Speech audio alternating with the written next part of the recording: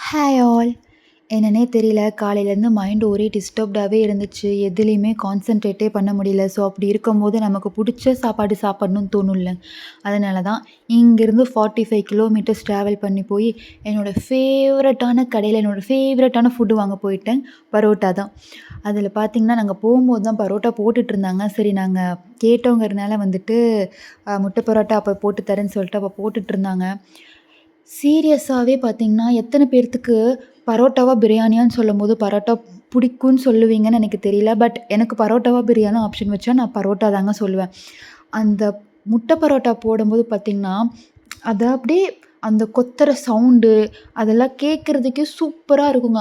அவ்ளோ சூப்பரா இருக்கும். நான் ஏன் எஸ்பெஷலி இந்த கடைக்கு போறேன்னு நீங்க யோசிப்பீங்க. இந்த பரோட்டா வாங்குறதுக்கு இங்கேருந்து 45 கிலோமீட்டர் ட்ராவல் பண்ணி போணுமா? அப்படி என்னதான் இருக்கு அப்படிங்கிறத யோசிப்பீங்க. இங்க அந்த சால்னா தாங்க. அந்த முட்டை பரோட்டாக்கு எவ்வளோ சால்னா ஊத்துவாங்க தெரியுமா? அதோட டேஸ்ட்டே பார்த்தீங்கன்னா, அந்த சால்னா அந்த பரோட்டால இறங்கி நல்லா கொழ கொழன்னு இருக்கணும். அப்பதாங்க நல்லாயிருக்கும். மோரோவர் பார்த்தீங்கன்னா, சின்ன வயசுல வந்துட்டு எங்க அப்பா அ பரோட்டா வாங்கிட்டு வருவாரு. அப்போல்லாம் வந்துட்டு அதோட டேஸ்ட்டே செம்மையா இருக்குங்க. இப்போல்லாம் வந்துட்டு அந்த மாரி எங்கேயுமே கிடைக்கிறது கிடையாது. ஆனா, எனக்கு இந்த டேஸ்ட்டு வந்துட்டு இந்த கடையில தாங்க கிடைச்சது. அதனால தான் நான் இங்கிருந்து அங்க ட்ராவல் பண்ணி போறேன். ஆல் டைம் பரோட்டா இருந்துட்டே இருக்குங்க. நான் காலேஜுக்கு கூட பஸ்ல ட்ராவல் பண்ணி போம்போது பார்த்துட்டே போவேன்.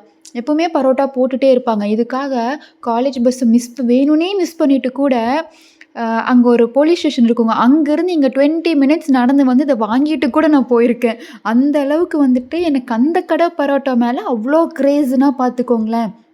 அதுக்கப்புறம் பார்த்தீங்கன்னா, எங்க அம்மாக்கு வேற பசி தாங்கலன்னு சொல்லிட்டு ஒரு ஆம்லெட் வாங்கிட்டு கார்ல வரவே சாப்பிட்டு வராங்க. திடீர்னு பார்த்தீங்கன்னா, டிரைவ் பண்ண அந்த வர வியூ வந்துட்டு அவ்ளோ சூப்பரா இருந்துச்சுங்க. அதையும் நான் ரெக்கார்ட் பண்ணியிருக்கேன்.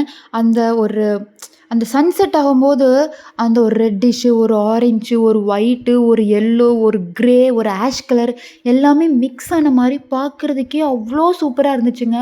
கார் ஓட்ட எனக்கு அத பார்க்கறத விட, எனக்கு அந்த அந்த வியூ பார்க்குறதுலயே எனக்கு மைண்டு போயிட்டே இருந்தது. அப்புறம் ஃபைனலி வீட்டுக்கு வந்தாச்சு. வந்ததுக்கப்புறம் பார்த்தீங்கன்னா, அந்த பரோட்டா சொல்ல மறந்துட்டேன். அந்த எப்பவுமே அந்த கெட்டி சட்னி வந்துட்டு மேல வச்சு கட்டி குடுத்தாங்கன்னு வச்சுக்கோங்களேன், அதோட எசன்ஸ் உள்ள இறங்கும். அவ்ளோ சூப்பரா இருக்கும். நெக்ஸ்ட்டு முட்டை பரோட்டா. நாங்க வந்துட்டு சைவ கொத்து தான் வாங்கியிருந்தோம். இந்த சைவ கொத்த பிரிக்கும்போது அதோட ஸ்மெல்லு பார்த்தீங்கன்னா, அந்த இலை வெந்து ஒரு ஸ்மெல்லு வருங்கல்ல, இந்த ஸ்மெல்லோட சாப்பிடும்போது அவ்வளோ ஒரு ஹெவன்லி ஃபீலிங்கா இருக்கும். இது உண்மையிலேயுமே இது இந்த மாரி சாப்பிட்டு அனுபவிச்சா தாங்க அந்த ஃபீலையே வந்துட்டு என்ன சொல்றது? அந்த ஃபீலே நமக்கு கிடைக்கும். அப்புறம் நார்மலா பரோட்டாலாம் பார்த்தீங்கன்னா, சும்மா அந்த தொட்டு சாப்பிடக்கூடாது. நல்ல பரோட்டாவ பொடி பொடியா பிச்சு போட்டு, நெறைய சால்னாவ எடுத்து ஊத்தி, அத கொஞ்ச நேரம் ஊற விட்டுறணும். அப்புறம் எடுத்து அத சாப்பிடும்போது ஒரு ஃபீல் இருக்கும் பாருங்களேன். கூடவே வந்துட்டு கெட்டி சட்னி. சில பேர்த்துக்கு தயிர் பிடிக்கும். எனக்கும் தயிர் பிடிக்கும் பரோட்டாக்கு. பட் அன்ஃபார்ச்சுனேட்லி அந்த அன்னைக்கு தயிர் வச்சுக்கல. கெட்டி சட்னியோட நிறுத்திட்டோம். ஸோ வச்சு சாப்பிடும்போது அவ்ளோ சூப்பரா இருக்குங்க. அதுக்கப்புறம் நம்ம ரோஸ்ட்டு. எனக்கு இந்த சால்னாக்கு இந்த ரோஸ்ட்டு சூப்பரா பிடிக்குங்க. எத்தன பேர்த்துக்கு தோசைக்கெல்லாம் அந்த சாம்பார விட சால்னா பிடிக்கும்னு சொல்லுங்க. ஃபைனலி கொத்தமல்லி காஃபி.